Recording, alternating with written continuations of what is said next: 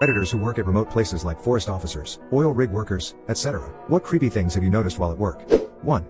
I used to work in the Gulf of Mexico on oil rigs for years, and it may not exactly be creepy, but I found it really unsettling.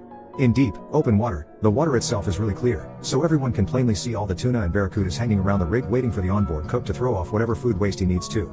Every once in a while a huge great white shark would swim up from underneath and snatch a tuna, and it really took like less than a second. They're really scary. 2.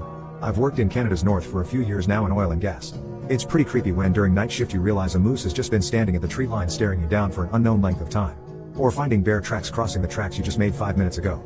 Honestly, the silence of a snowy forest in the dead of night 100s of km away from anything is pretty spooky. When your only contact to the outside world is a radio channel nobody's listening to, you feel pretty alone. 3. I used to be a delivery driver, which doesn't sound very remote because it isn't. However, I did have to deliver to some pretty remote places. One time I delivered to a trailer park just barely inside our designated delivery zone, and it was very dark and poorly lit.